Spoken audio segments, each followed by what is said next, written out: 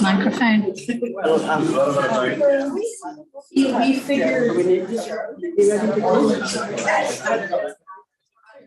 I'm not saying you have to stop.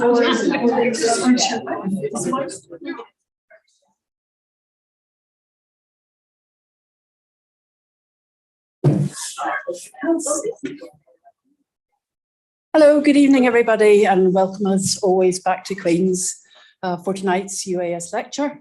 And to everybody who's at home on Zoom, welcome to you also. Can I just remind people, please, to turn their mobile phones to silent or off for the duration. Okay, before I introduce our speaker this evening, I'd just like to make a few announcements.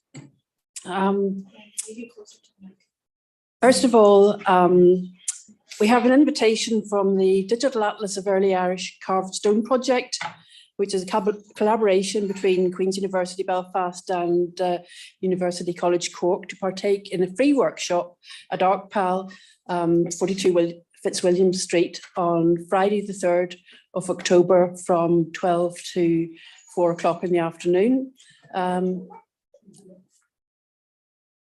Sorry, beg your pardon, November, and you can apply via Eventbrite, and we'll be sending a circular around the membership as well, but numbers are going to be limited, so if you would like to attend the free workshop, you can apply on Eventbrite, and please do so as soon as you can. Secondly, those of you who may be interested in another conference at Rathcroghan in Tulse, County Roscommon, on the 11th and 12th of November. Again, booking is on Eventbrite. Excellent conference. I've been a number of times before, and it's certainly well worth considering. Then, of course, is our own Discovery 2023 conference, which is on the 17th and 18th of November. I'm sure some of you have already booked for that, and if not, you can book either tonight if you want via our treasurer, Lee Gordon, who's up here, or else you can do it on the website by PayPal. So if you haven't booked already, I suggest you might like to think about it. On the Friday evening, there's wine reception, book launch for Barry Hartwell's wonderful new book on Balnahattie, and followed by a keynote address by Dr. Alison Sheridan. So that should certainly be something well worth listening to. And on the Saturday, there's a full day of short talks on what's been going on in archaeology in Ulster and beyond, under the sessions Survey, Research, Excavations, Material Culture and Heritage Matters. This evening, we're delighted to have Dr. Gillian Allmond, who's been a professional researcher of buildings and landscapes since 2009 and has published widely on topics relating to physical and mental health and environments. She currently works as a historian on the second survey of buildings of historical and architectural interest in Northern Ireland. She completed her PhD in 2018, a study of Edwardian asylums under the supervision of Dr. Mark Gardiner of Arcpal here at Queen's. A slightly revised version was published by BAR Publishing in 2021 as Village and Colony Asylums in Britain, Ireland and Germany, 1880 to 1914, Environmental Approaches to Patient Treatment in Edwardian Institutions for the Insane. Her research is analysis of buildings, interiors and landscapes, exploring the ways in which asylum environments were seen as therapeutic. This talk will examine material culture of Purdysburn Villa Colony in some detail, looking at the buildings and their interiors and linking these to contemporary discourses of health and poverty. So thank you, Jill. We'll hand over to you. Thank you. Thanks very much. Okay. So today I'm going to talk mainly about Purdysburn, as we've said, a name that will be familiar to many of you, especially if you grew up here, perhaps as a place that might seem threatening or frightening or in some way at least otherworldly. I want to start out by saying that it is easy when we're talking about mental illness, and particularly mental illness in the past, to fall into a process of otherization where we think of people who are mentally ill as separate from us, both conceptually and spatially. And in the Edwardian period, of course, that is very much how people with mental illness were thought of as others. We are sane and they are insane, and they should be put over there in the asylum. We live today, fortunately, in a very different world as far as the understanding of mental illness goes. We've all undergone in the last few years experiences which may have seen our mental well-being severely challenged. We all know someone, or indeed are someone, who has been affected by mental health issues. We're all more willing, perhaps, to talk about mental health. And one of the most interesting changes for me is that people are starting to see mental health as something that needs to be actively maintained for everyone, rather than a state over which we have no control. So as we go back into the past, we need to be aware that mental illness was conceived of very differently, but in many ways, the issues people faced with their mental health were often similar to those we face today. We shouldn't think of ourselves as too different from them. And if I occasionally slip into the language of otherization, I apologize in advance for that. So a little bit about me to begin with. This on the left is my grandmother, Elizabeth Allmond, known to me as Gran. She's dressed in a sari because she used to live in India, where in fact she met my grandfather. I met her a few times when I was a child, but she did die when I was quite young. However, my dad, to his great credit, talked very openly about the time she spent as a patient in the Argyll and Bute Mental Hospital, as it would have been known when she was there, the old district asylum in the 1950s. She lived there for many months, and my dad would visit her in his time off from the army. And I think this aspect of my grandmother's life certainly piqued my interest and was never treated in my family as shameful or anything to conceal. And then when I came to Belfast, I began working on buildings research for the Historic Environment Division, actually for a subcontractor, in 2009, researching buildings that were being considered for listing. I was tasked with researching the former Purdysburn Asylum, now known as Knockbracken Healthcare Park. And it immediately struck me how different Purdysburn was from my understanding of an asylum. And when I looked further into it, how unique and rare Purdysburn was as a physical institution, at least in Ireland, being the only colony asylum where asylum buildings are dispersed across an agricultural estate.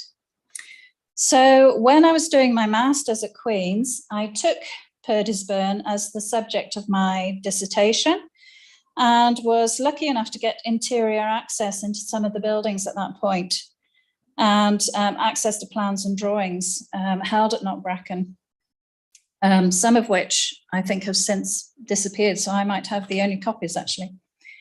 So the master's dissertation then became a PhD, which explored the idea of a colony or village asylum. Village asylum was the name it was often called in Scotland, bringing in further examples from Scotland and Germany. And the PhD, excuse me, tripping over, then became a book published with BAR Publications, available at all good bookstores.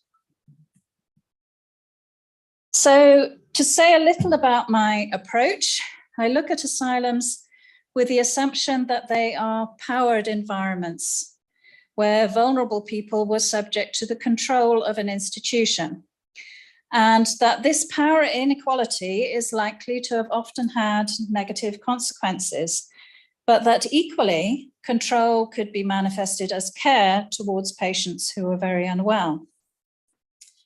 However, the focus of my research is not the direct experience of patients themselves.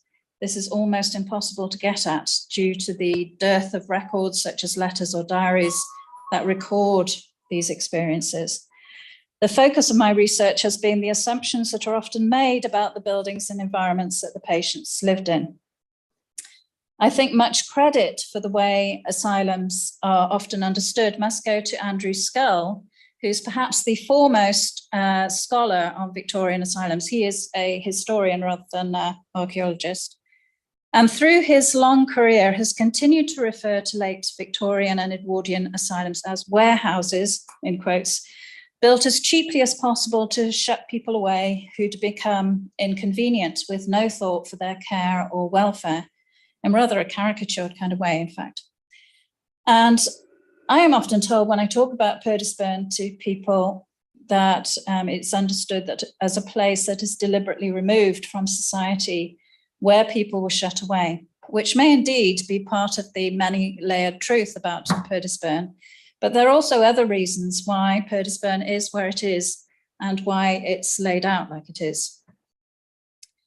So my research takes some issue or tries to problematize a bit the idea of asylums as warehouses.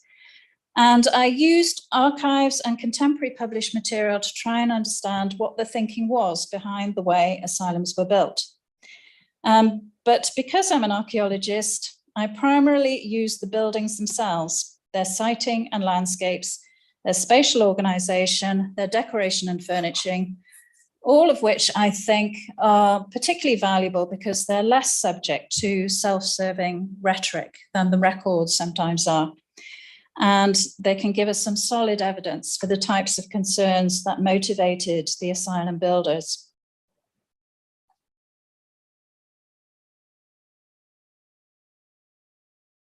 So just to give some background to the development of the asylum system in Ireland, which I don't think is necessarily very widely known, prior to the provision of public asylums, institutional provision in Ireland was much as in England.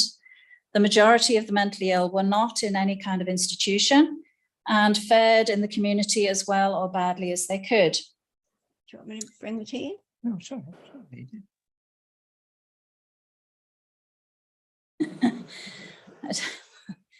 Mystery voices. The houses of industry and houses of correction accommodating the more unmanageable cases, eventually in purpose-built lunatic departments or wards. And the first dedicated institution for the insane to be built in Ireland was the charitable St. Patrick's Hospital in Dublin of 1757, famously constructed under a bequest made by Jonathan Swift and built for 50 patients, a very modest 50 patients. However, this was not enough for the numbers of insane who needed or were seeking treatment. There was an Enlightenment reformist spirit at this period, and the insane began to be seen as uniquely deserving and poorly treated category. And the existing accommodation, often in prisons or workhouses, in windowless, filthy, unheated cells, was observed and found wanting. So the second dedicated asylum for the insane, the first in Britain or Ireland, certainly, and perhaps the world, to be state-funded rather than charitable, was Richmond, again in Dublin, which it was hoped would serve as the asylum for the whole country. However, it was very quickly apparent that this asylum for 218 patients wasn't going to be sufficient to meet the country's needs either.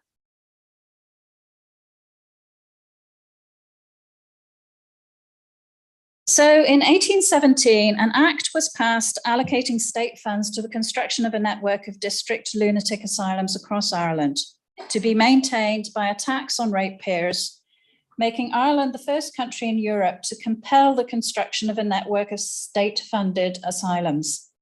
9 asylums were built between 1825 and 1835 in Armagh, Limerick, Belfast, Londonderry, Carlow, Ballinasloe, Maryborough, Clonmel and Waterford, all to designs by the architects of the Board of Works.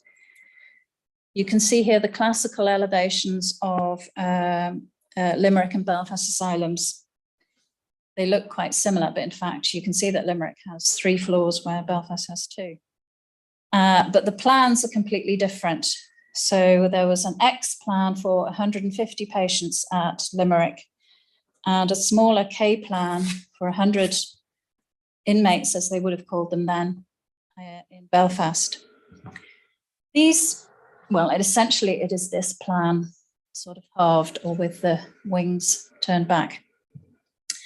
These plans have been called panoptic, and they certainly emphasized the control of the person called the moral governor who ran the asylum.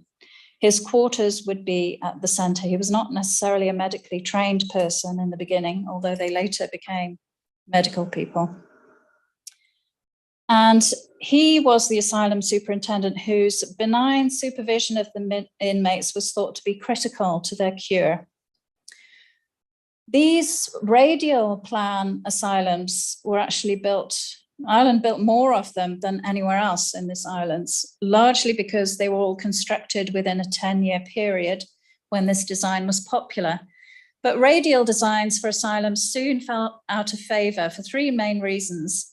Environmental, because free access to light and air was restricted near the center. And practical, in that access to all the corridors had to go through the center. And what we might call symbolic, in that the radial plan was also very popular for prisons. And we might think of Crumlin Road Jail as an example of that. And there was a wish to distance lunatic accommodation from prison accommodation. So patient numbers continued to rise, and there was a second phase of asylum building with 6 asylums built in Kilkenny, Killarney, Cork, Omagh, Sligo and Mullingar. These were no longer designed by the Board of Works, but were put out to tender with instructions for architects from the lunacy commissioners, quite detailed instructions about the requirements. Moral treatment had entailed small numbers of patients, a maximum of 150. But by this time, this close connection between the moral governor and the patients was that, and it had been thought critical for patient cure, was being dispensed with, and the upper limit for patient numbers was breached. And these asylums ranged in size from Kilkenny with 160 beds to Cork with 500 beds. All the architects seem to have chosen what is known as the corridor plan. In other words, asylum accommodation was organized into a long corridor which provided the means of exercise in bad weather. And we see here the asylum at Omagh, which is typical of this kind of layout. In good weather, patients went outside into the walled airing courts. These are the airing courts here. And along the corridor are positioned these small rooms for sleeping. And I think they tended to try and avoid calling them cells, but they were small rooms. The larger rooms are the day rooms. These ones here are the day rooms which face south so that the patients could benefit from maximum daylight. So here we see that asylums had moved on from the emulation of prisons, and we're moving towards the idea of the asylum as a hospital. As you can see, they favoured a sort of Tudor Gothic style, which is actually rather reminiscent of the workhouse.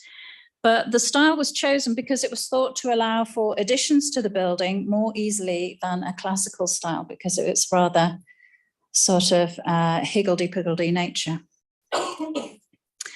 Asylum authorities were beginning to realise that asylum sizes were going to be growing for some time yet.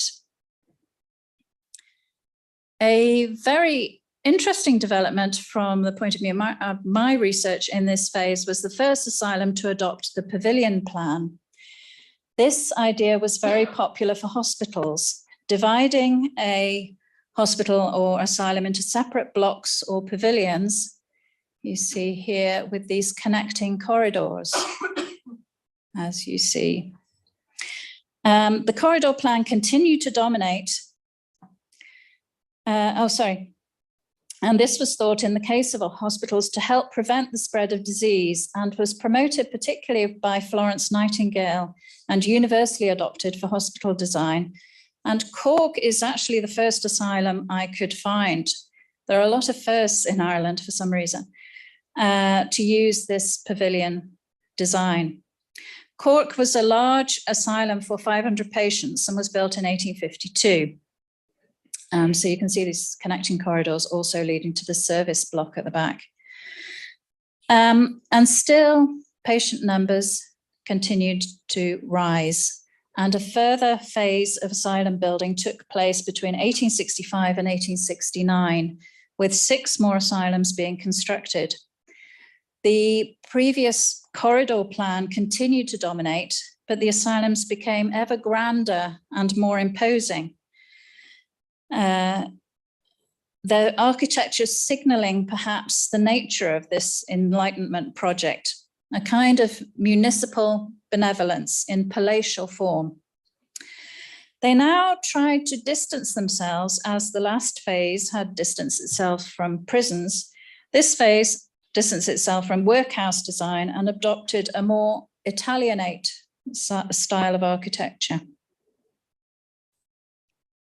And we see here the asylum of Downpatrick, constructed in 1869, which exemplifies high environmentalism at this stage in the asylum project. So the asylum is situated on an elevated site, surrounded by views of beautiful countryside. The linear layout makes each side of the building easily accessible to ventilation, and the building is southwest facing with day rooms on the front elevation, so that patients may benefit from sunlight. At this point, scholars tend to agree that there were still high hopes of cure, and it was believed that rest and good diet, being taken away from the cares of everyday life, being removed from poor environments into the perfected, ventilated, well-lit environment of the asylum, did have the power to restore people to sanity. However, historians are also agreed that the bubble began to burst after this.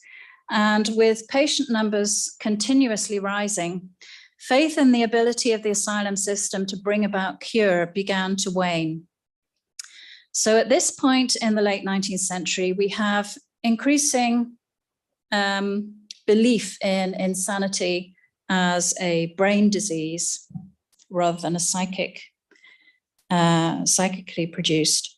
We have the rise of the concept of degeneration of racial stock, and the belief that insanity was essentially hereditary, so that the way to prevent mental disease was actually eugenic control over who was allowed to breed. So historians contend that this is the period when therapeutic pessimism overwhelms the treatment of the mentally ill. The insane were increasingly seen as a marker of societal decay and decline. So after this point, did asylums become simply warehouses? Surely the asylum builders didn't care about how asylums were constructed anymore, because their goal was just to shut people away. This is the argument. The word warehouse gives us a striking architectural image and suggests perhaps that we should look more closely at what the material evidence of buildings and layouts tells us about the ideology behind asylum buildings as we go into this late period of asylum design. Oh, sorry. So when we look at the late phase of Irish asylums, the 3 asylums that were built in the early 20th century and were by far the largest, for between 600 and 1,200 patients, we find buildings that demonstrate a complex attitude to environment, continuing some of the earlier concerns with ventilation and daylight, but also introducing an attempt to break down the imposing asylum environment to a more human scale. We can see that 2 of the 3 asylums built at this period, Portran and Antrim, Holywell, use a pavilion design. as well as being a hygiene measure to prevent the spread of disease. This is partly a measure designed to enable patients to be more easily categorized, and partly a means of rendering the spaces of the asylum less vast, smaller scale, and more home-like. However, the scale of asylum buildings at this stage had become truly huge. They were very grand, imposing, probably frightening edifices. And at Purdysburn, something different was attempted in order to try and combat this problem.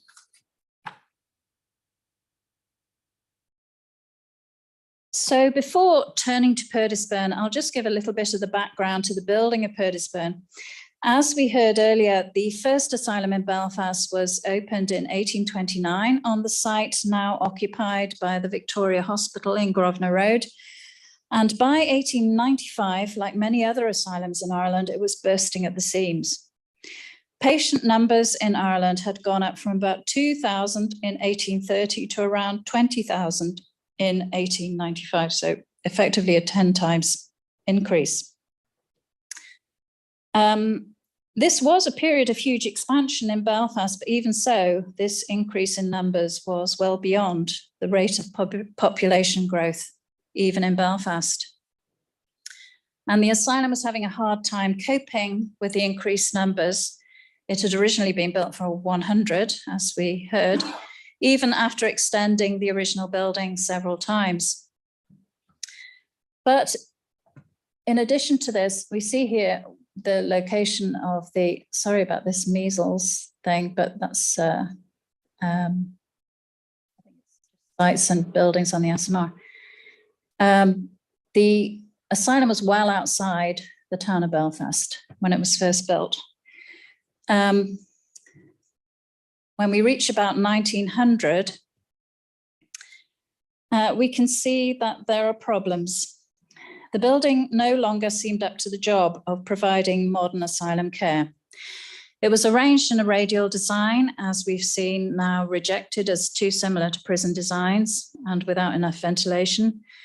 Worse, it had external features that were too easily associated with prisons. The windows were small and heavily barred. I don't know if you can see the bars on the windows on this area. The asylum was concealed from view by high walls, and you could only get in or out by giving the password to a gate attendant. The grounds of the asylum at this point amounted to about 50 acres, which might not seem particularly limited to us today, but this began to be considered not enough open space for the patients, who were increasingly expected to be doing varied therapeutic work outdoors. Finally, the situation of the asylum, which had been surrounded by open green fields, as we can see, when it was built, had changed dramatically with the expansion of the city. And it was now hemmed in on all sides by a distillery, a weaving factory, a damask works, brickworks, weaving and finishing works, with all the noise and pollution and indeed bad air that that brought. And also it wasn't at a particularly high elevation. You may say, well, if this site was thought to be so unhealthy, why did they build the Royal Victoria Hospital there in 1903? But in fact, the Royal had a secret weapon, which was a revolutionary air conditioning and heating system called the plenum system, which meant the building could be effectively sealed and the air could be filtered. The air coming in from outside could be filtered. So that addressed the issues of the rather less than desirable site at that time. And of course, patients in the hospital were only expected to be there for a short time.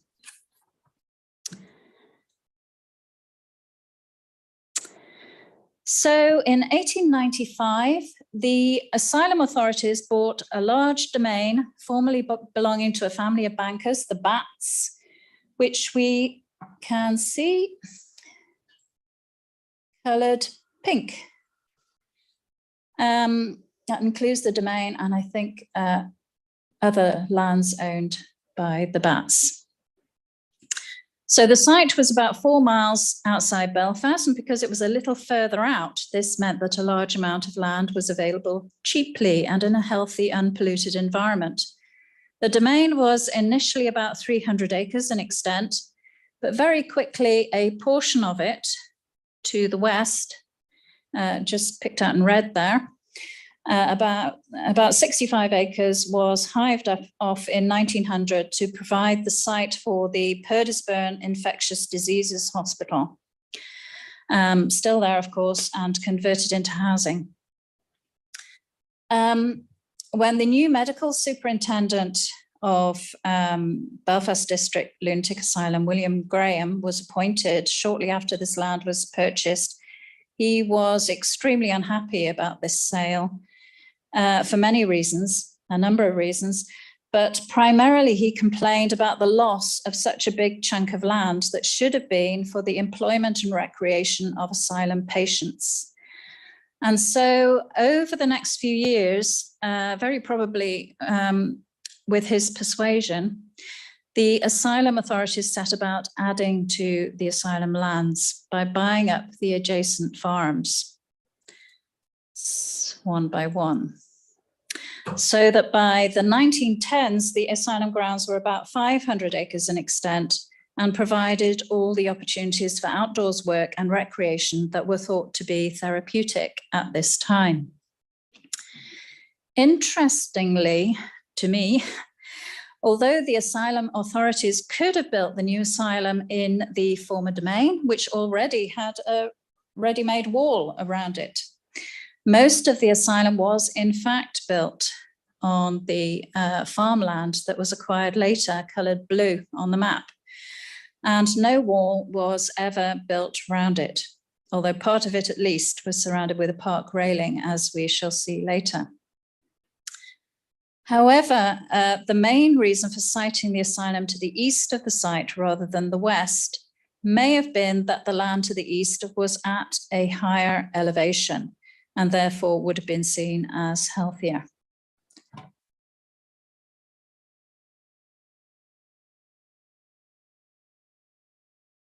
So at Purdysburn, the asylum authorities were looking around for ideas about what kind of asylum to build on this new land that they had. One of the options was the type of asylum that was being built at this period in England. And the most famous example of that was Claybury Asylum, which opened in 1893. This is the plan. It was an important design, a very important design, because it was copied a great deal and in fact became the archetype for asylums in England at this period and made its architect G.T. Hine one of the most important and successful asylum architects in England. As we can see, similarly to Antrim and Portrane, its chief features are the separate pavilions for each category of patient, but an essentially unified symmetrical structure with pavilions stepped back in echelon and connected by corridors, women on the right side and men on the left. If we look at an aerial view, we can see more clearly that the site provides 3 layers of confinement, which are external to the buildings themselves. Firstly, we have confined spaces produced by the arrangement of buildings, supplemented by confined areas outside the asylum pavilions, which are the fenced airing courts. And a 3rd layer of confinement is produced by the boundary fence around the estate, which we see in the distance there.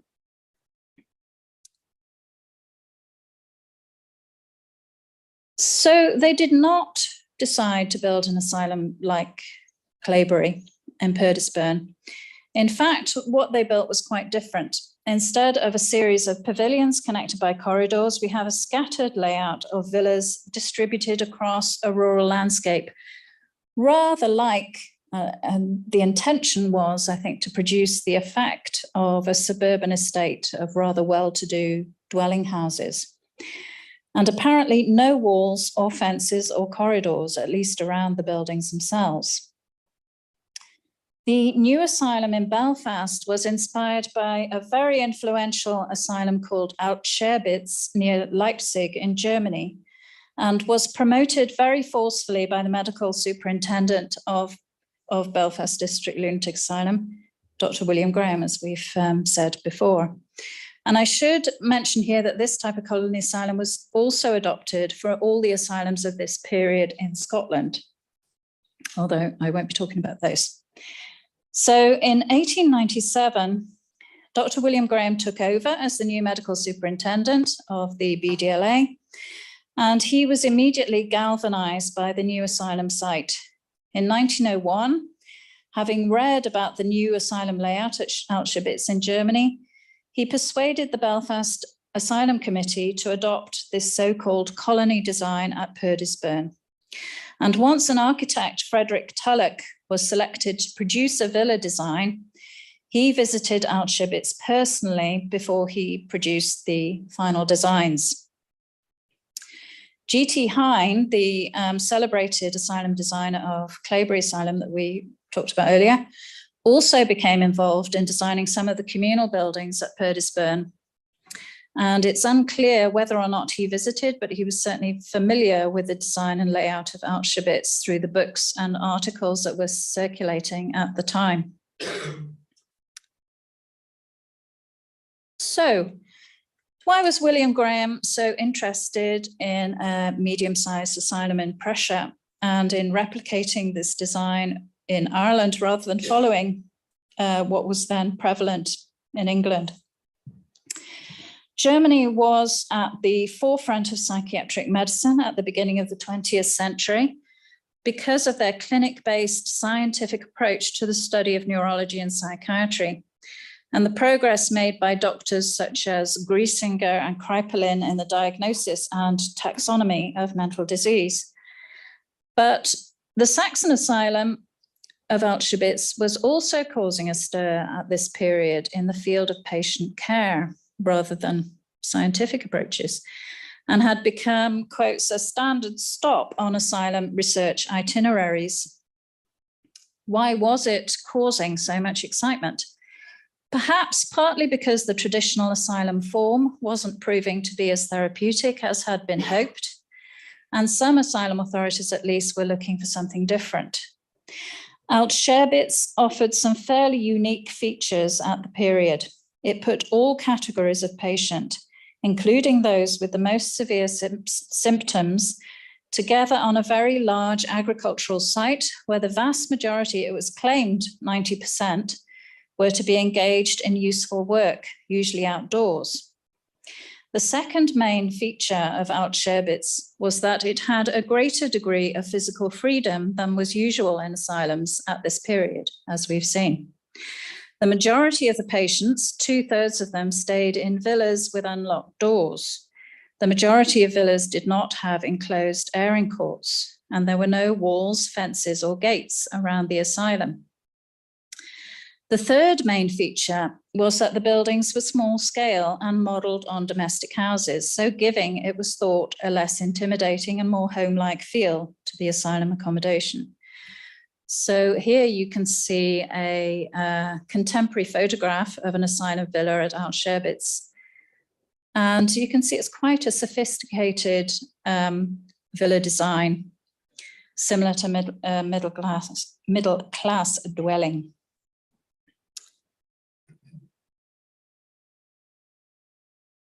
So unfortunately, although we know that one of the main architects of Purdysburn visited Auschwitz, and that the medical superintendent and the other main architect of Purdysburn were aware of it and inspired by it, we don't have any record of their direct impressions of Auschwitz.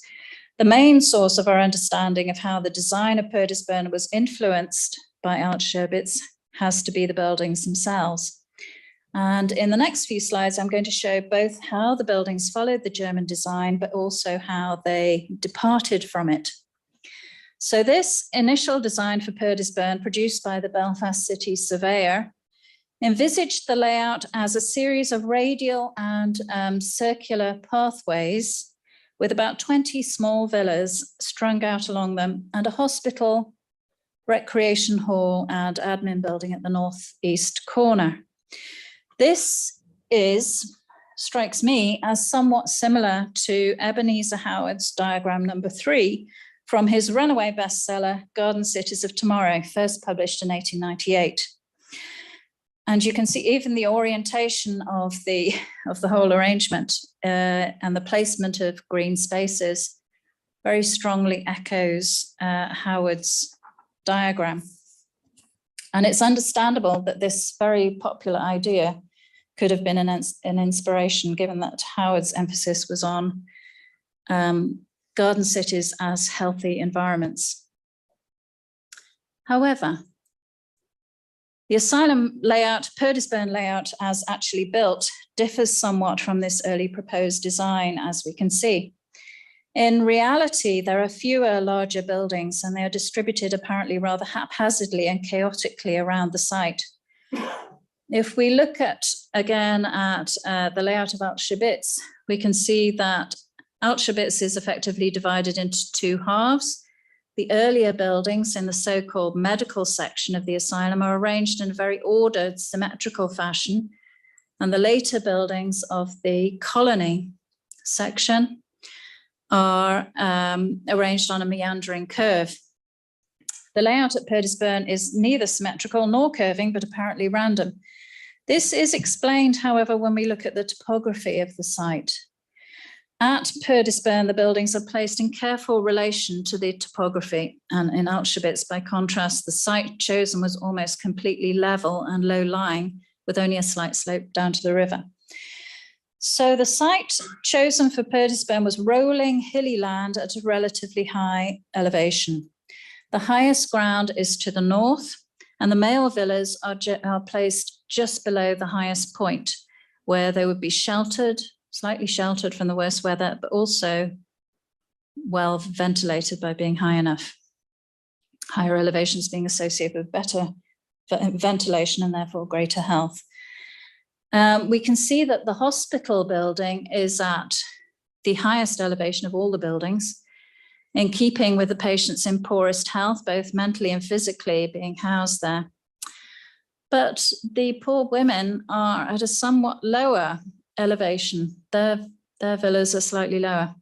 It's unclear why ventilation was made less of a priority for the female villas, but it could be consistent with the fact that outdoor work also seems to have been less common among female patients. Perhaps the strong association between women and the household and domestic tasks trumped the very strong belief at this period that air obtained through ventilated buildings or through working outside was one of the best therapies. So in terms of the degree of freedom at the site, much was made at Auschwitz of the way the site was totally open, had no fences or walls, or very minimal ones around one or two of the more secure villas, and had no enclosing wall, fence, or gates around the site. It was thought that this appearance of freedom actually made the patients less likely to escape because there were no barriers to fight against. At Purdysburn, when it was originally built, there was certainly never any high wall as there was at the old asylum in Grosvenor Road, and there was originally no gate lodge on the estate. The gate lodge that's there now was built in the 1920s. But there is a gate screen at the entrance to Purdysburn, which appears to be Edwardian and therefore probably dates from the first establishment of the asylum. However, in later years, the authorities boasted that the gates were always open. I used to think that this couldn't hold a gate, but I've kind of changed my mind about that. I have seen gate piers like that do hold gates. The villas at Auschwitz had a so-called open door policy, which meant that doors were open during the day in most of the villas, except those with the most unmanageable patients. It's not recorded whether there was an open door policy at Purdysburn, but we can see from the layout of a typical Purdysburn villa. There were 3 types of villa at Purdysburn with slight variations, but 8 out of the 11 were built to this design. Unfortunately, the buildings have all now been slightly altered, but the original drawing and plans show how the building would have been laid out. So the building can be entered on 3 sides. There's a door at the rear where the pantries and the coal yard are. So we can definitely identify this as the rear. It has all the sort of pipes running down it and all the services. There are French doors through the 2 verandas. So you have a house that is the same on both sides with entrance doors through the verandas. So the building's extremely permeable. If the doors are open, people can get in and out easily. What's interesting is that there's not a readable front door, in that the side of the house that would signal itself as the front has no door in it. So if you're approaching this building formally, there is no building that proclaims itself as the front door. And that, I think, creates an interesting dynamic to the house. Although it's intended to resemble a domestic style dwelling, it doesn't. It fudges the answer to the question, whose house is this? Who's in charge? Who has the right to open the door and let you in? Simply by removing the front door as a signifier and creating a kind of disorientation. And I would suggest that this is some kind of control strategy. This domestic environment has been provided, but they have to go in a subordinate way through the back. And the layout is arranged in such a way that the patients would have difficulty assuming control over the interior spaces. So let's make a comparison of the villa layout with one of the layouts of Auschwitz. I think it very likely that the inspiration for the villas at Purdysburn was this villa for 3rd class males. The German villas were divided into different classes, which is interesting. That didn't transfer, obviously, to asylums for the poor in public asylums in Ireland.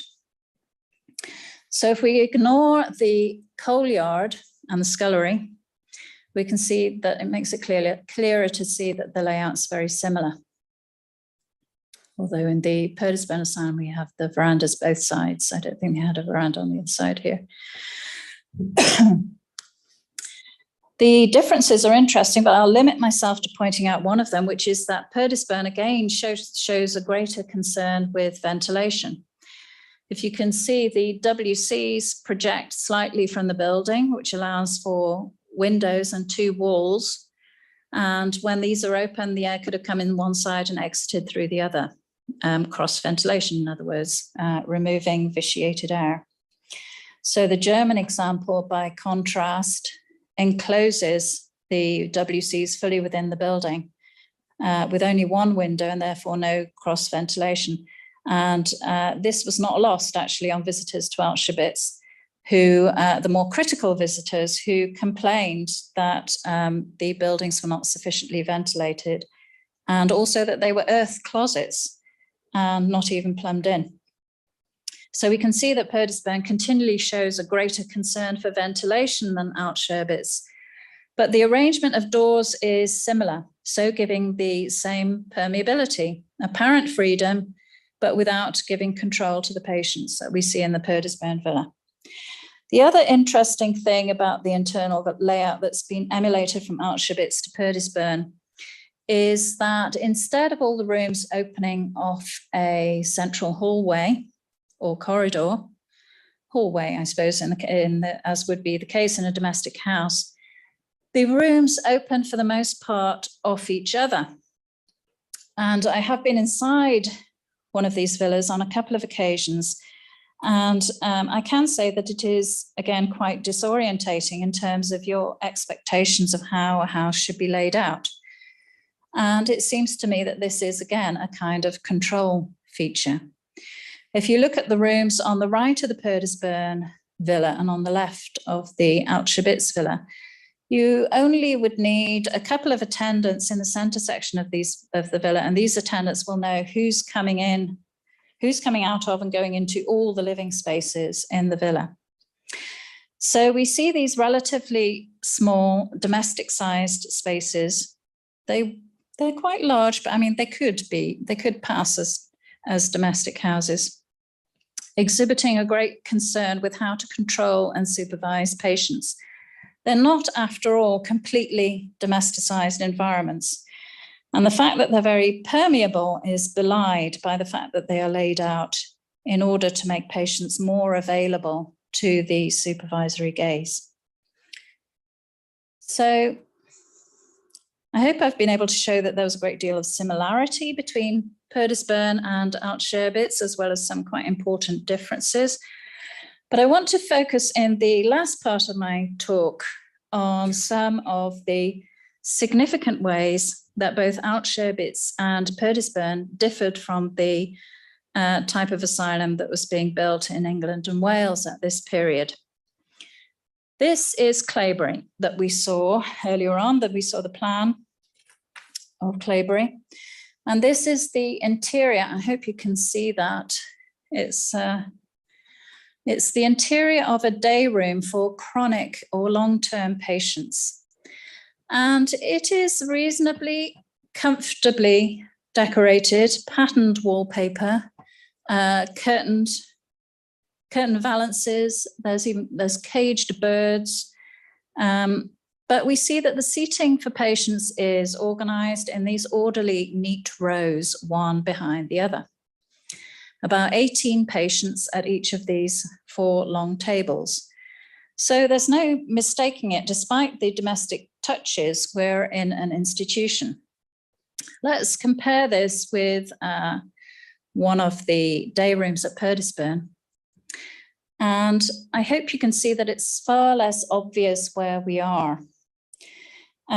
We should note that this as well, this day room is a great deal smaller than the Claybury example. And the vast spaces of the English asylum have been replaced by smaller scale ones. If we didn't know this was an asylum, we might take it for the sitting room of a hotel or a club. Perhaps there are a few too many chairs to be mistaken for a domestic house, but it might pass as a domestic house. But in many ways, this is a better attempt at domesticity than Claybury. I think because of the variety of different types of furniture, the implicit opportunity to sit where you please and in relative isolation in this room, rather than the serried ranks of the Claybury day room. Now, I've focused on the buildings and the spaces of the asylum so far, but one of the other, I think, neglected sources of information relating to asylum construction and attitudes towards asylums and patients is the kind of language, the discourses used to talk about the insane poor and about asylum buildings. I think the kind of words that are used by contemporaries and keep popping up in relation to these subjects can be really revealing. And I would have been delighted to have some first-hand impressions, as I say, from the architects or the medical superintendent of Purdysburn. But unfortunately, we don't have those, but we do have contemporary views from their Scottish colleagues, which cast some light on the impression that Archaeological was making on asylum authorities at the time that Purdysburn was built. And the words that struck me particularly are variety in opposition to uniformity and monotony. So we have, So we have these quotes here. The houses of the asylum, although architecturally of the same type, have none of that dead uniformity of design which produces monotony. Although they have the same general plan, they vary in size, appearance, and external design. Monotonous uniformity has been avoided, whether it be in the design of the villas or the pattern of the teacups. So they're definitely emphasizing this aspect of, oh, dear me, what happened there? Variety. Oops.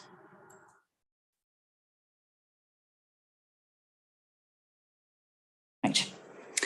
So,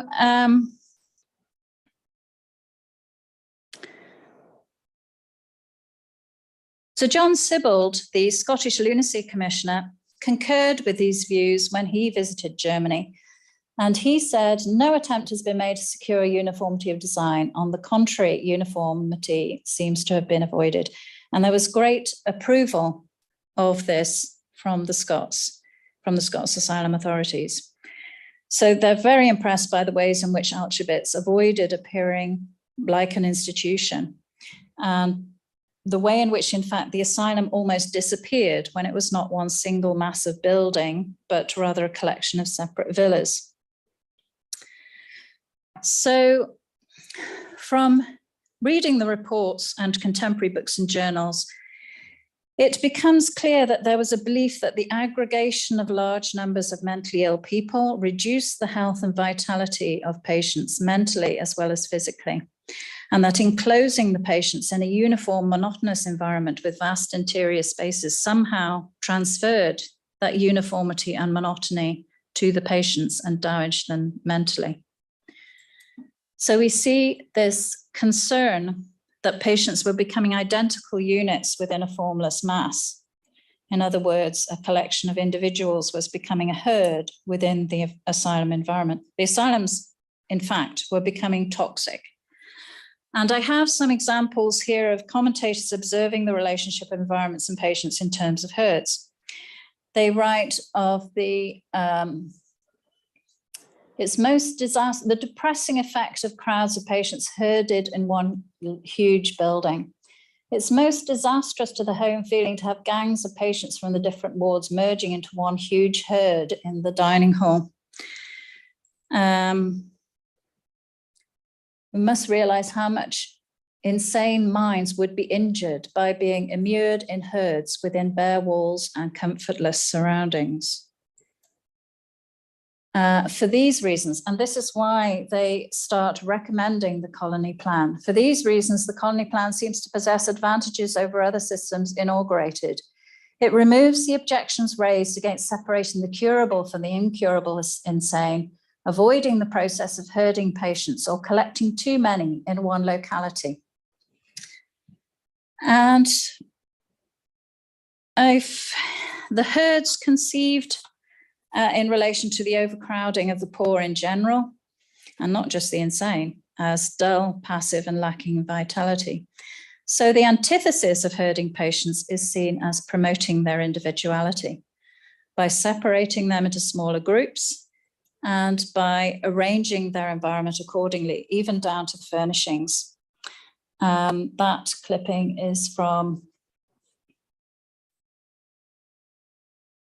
the Aberdeen minutes, I think. The old formal bench where formerly there were seated 5 or 6 patients, frail in body and irritable in temper, presumably resting, where the one was constantly leaning up against the other and thus increasing their irritability and excitement, has given place to light armchairs where each patient is comfortable and isolated, and where he remains contented, resting both body and mind, and thus tending to hasten his speedy recovery. And again, Clouston, very famous figure in Scottish psychiatry, the degree to which the mind may be thus deteriorated differs enormously in different cases, from just a shade of facility, loss of individuality and memory, up to a complete helpless dementedness. Loss of individuality being correlated with madness. Individuality is lost in a crowd. This is the report of the Lancashire delegation to the continent. Individuality is lost in a crowd, and the increasing loss of the sense of individuality in a lunatic goes pari passu with a loss of initiative and of mental energy, in short, of mind. The less individual you are, the more you tend towards madness. So the kind of individualizing environments where patients were separated into small groups in buildings spaced apart with furnishings and buildings showing variety in situation and orientation was seen to be important to mental health. And this appears to have been an important motivating factor in the adoption of Auschwitz as a model, both in Scotland and in Ireland. So I just wanted to look at William Graham's views about Purdysburn. Finally, this is the last but one slide, I think. This is his own understanding as the medical superintendent, effectively the person responsible for the medical treatment of the patients, but also for managing the asylum. And he was also critical or fundamentally involved in building the asylum in the first place. So his influence on Purdysburn was huge. So I find these two quotes very interesting for his understanding of Purdysburn as a therapeutic environment. And when he first took over Belfast District Lunatic Asylum, he had this to say: "One of the most beneficial effects on the diseased brain is the opportunity of giving the afflicted one plenty of fresh air, exercise, and salubrious surroundings. Such an opportunity is now given by the purchase of the magnificent domain of Purdysburn for the insane of the city of Belfast. Recent studies of the mentally diseased on the continent have proven the value of large, pleasant, and suburban sites for insane asylums. Improvement under such conditions is more rapid and permanent, and even the morose, unmanageable, and melancholic appear to take an interest in their surroundings. The aim today of every expert in mental disorder and medical superintendent throughout the world is to get his patients away from all excitement and noise and bring them into as much freedom as their various conditions will allow. Patients who in the narrow confines of the old asylum would have to be watched or under physical control will, if able to walk amidst pleasant foliage and green fields, become amiable and mild, improve rapidly, and possibly be restored to good mental health." This is him envisaging what was possible at Purdysburn before it was actually built. And the second quote is, as Purdysburn was finished under his direction, effectively, looking at how it was working. "The change from the old to the new order for many of the patients was not a mere bodily transference from one place to another. Indeed, for many of them, it must mean almost as if they took part in a transformation scene. No longer with vision confined in narrow limits, they can enjoy the ever-shifting scenery of earth and sky. They can breathe the fresh upland air. In a word, they can experience the healing influences of nature, the great mother of us all. Her reality, her elemental simplicity, her purity, her regularity and order, her alluring beauty are forces which tend to dissipate the wild and wandering confusions of the abnormal mind. To dig in the soil, to beautify one's surroundings with the growing of terrace and garden is at the same time to absorb into oneself something, of the power and order and vitality with which the earth teems, to feel oneself in harmony with the primitive energies of the universe. It is impossible to exaggerate the significance of this work as an historical contribution to asylum care and management." He is certainly selling it there.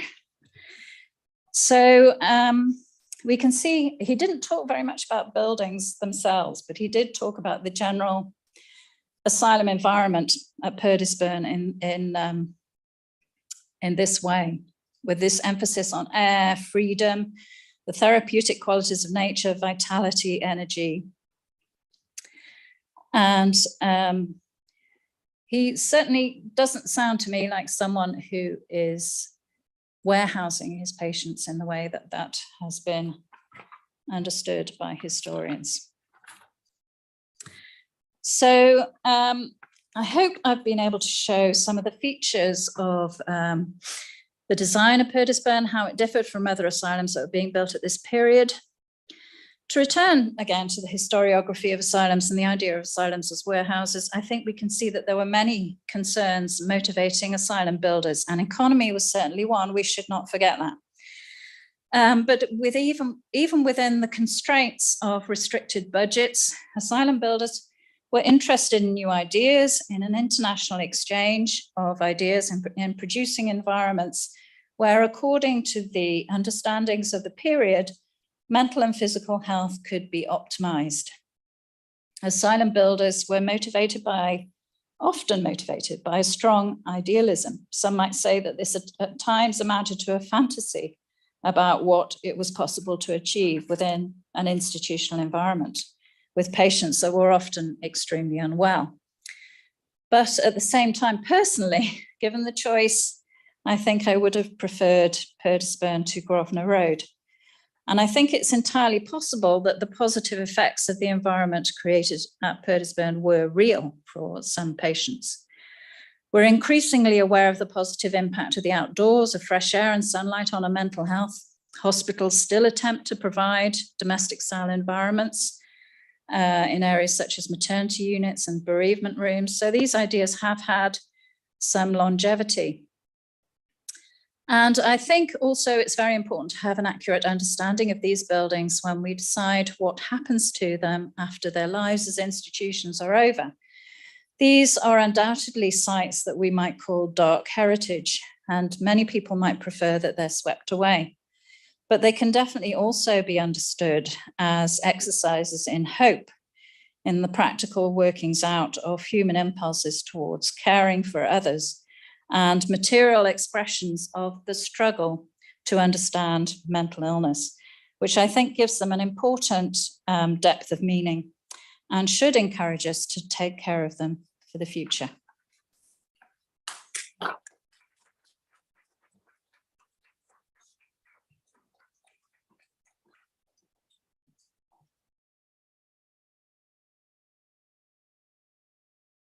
Well, thank you very much indeed.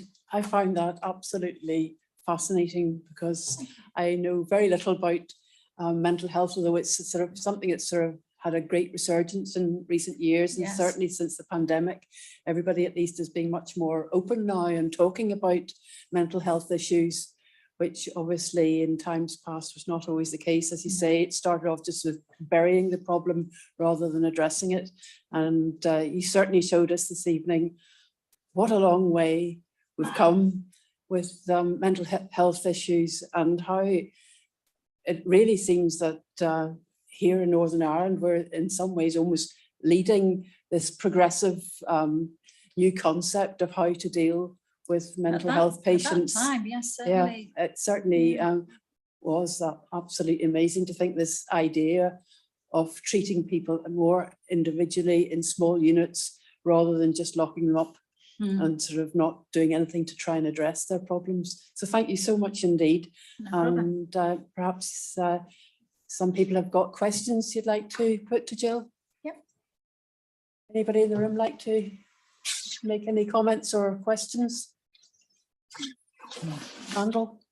At one time, sort of in the late, through the 1800s, big increase in the numbers of people who went into the institutions. Was that a cause of, you know, the method of referral to some extent, GP referral, self-referral, family referral? What were the usual methods? That may have been a factor in this period towards the end of the 20th century. There were some real rises in numbers, in that there were definitely more people getting sick because of a rise in syphilis. It wouldn't have accounted for all the numbers, but certainly there was a rise in general paralysis of the insane due to syphilis infection. So that was part of it. Also, I mean, you can I don't think the answers are really known as to why the numbers increased so much, but you can speculate in various ways about why the numbers continued to increase so massively. I think partly it's a question of if you build it, they will come. People may, certainly the industrialization and urbanization of Belfast, urban poverty probably placed pressures on people that certainly affected their mental health. That may have been a factor. But also there's been some research in England which has suggested that it was possible that people were using asylums almost as respite, despite the very shocking implications of being committed to an asylum. It is possible that they were used in this way. When you think that the alternative was the workhouse, which probably was more humiliating, in some ways the asylum was seen as having better living conditions, and probably it did. Better living conditions and better food and so forth, so long as you could get out of it again. And yes, that was another question, whether or not you could successfully leave once you had been committed there. So those could all be factors, but I don't think there are any known real answers as to why there was this increase, massive increase. Actually, just building on from that, I was just wondering, maybe after the First World War, was there an increase in Yes. people who Well, suffered badly, you know, and seen awful things, and probably did admit, Yes, affect mental health of soldiers?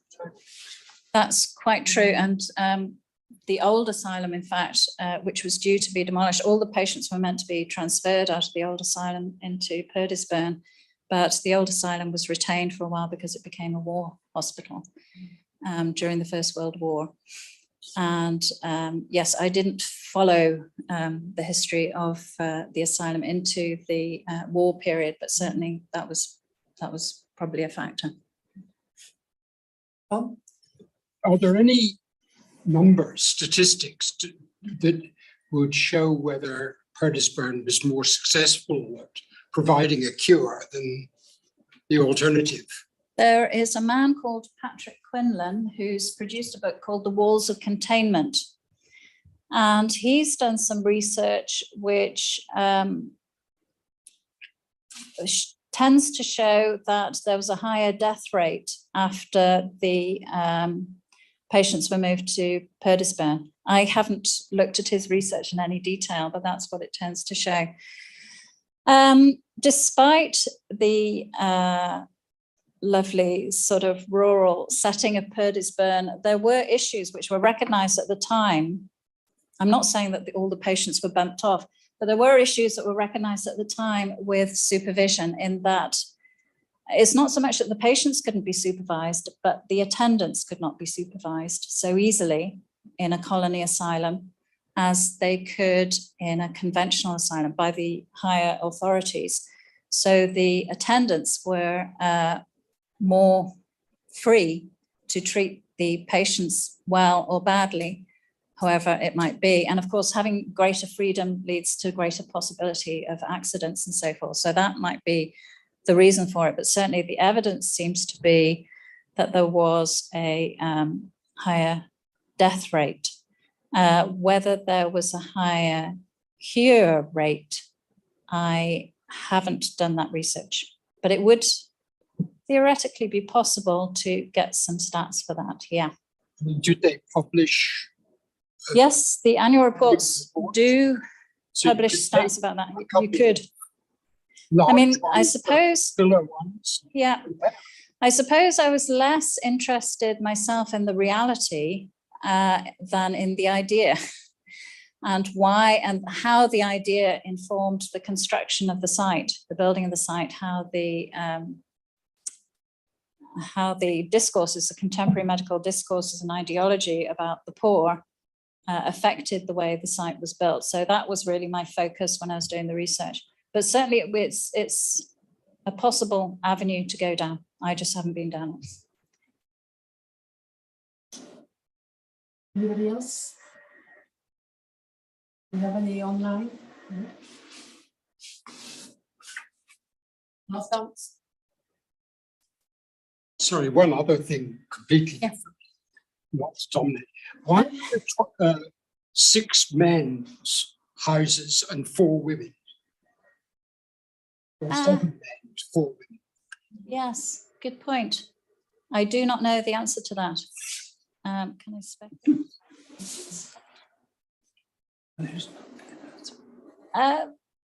It may be that women were more tied to their homes, in the sense that it wasn't as easy to get away to the asylum because they had caring responsibilities.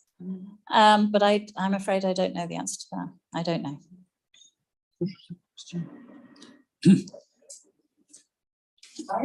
Were the people that died in the institutions actually buried on site, or? No, they're not buried in Purdysburn. No, they're not. They're buried in public cemeteries, and that was deliberate from William Graham. He was very concerned. He didn't like it when they built the infectious diseases hospital because of the impact that would have on his patients' mentality, and he didn't want a graveyard within the site for the same reasons. So they were buried in the public cemeteries. When did this system, the colony system, exist until? Purdysburn had a maximum number of patients, which was about 1,500 in the 1970s. And at that point, it was decided, if we say that the colony system is an integral part of it is that people are working in the outdoors, that finished in the 1970s because it was felt that this was exploitation, really, exploitation of the patients, and therefore all that stopped. So Purdysburn was still used as patient accommodation until quite recently. There were patients, certainly when I first started looking at it, there were patients in villas, and the hospital building was used until very recently, but I think it's now empty. There is a medium secure unit on that site, and some, what you call those temporary buildings, porta cabin type buildings up there as well, which may still be used, I'm not sure. But it seems like the some of the buildings are listed, as I've said, but it seems like the trust is kind of abandoning it slightly. Could I just ask one thing?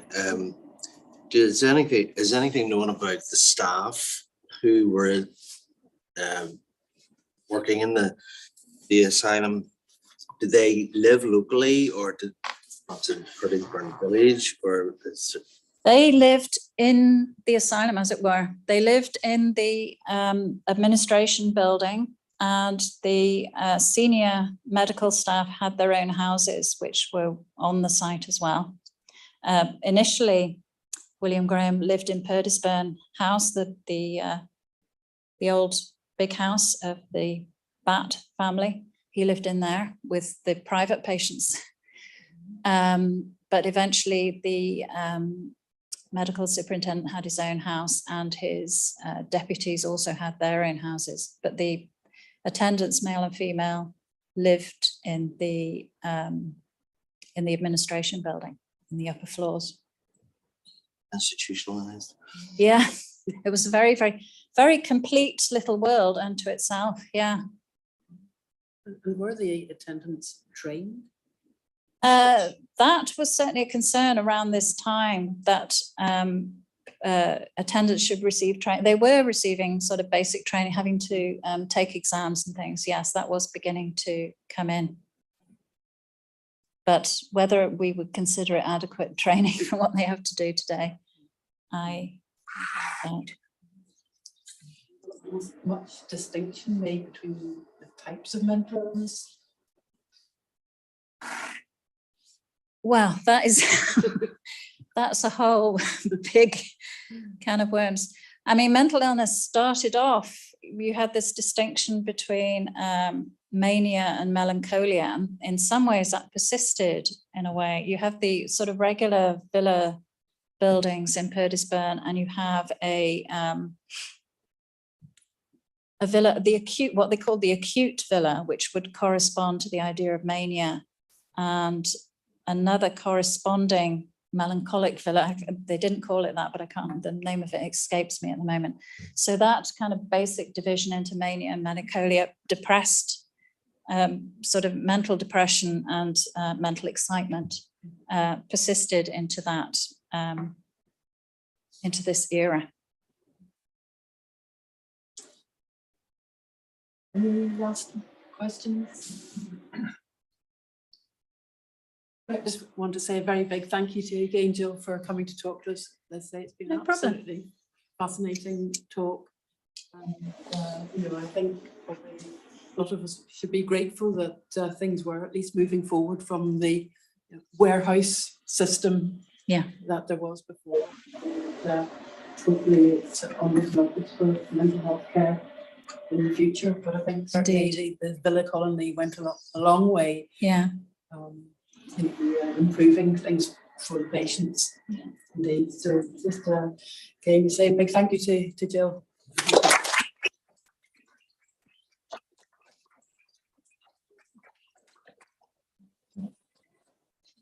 That's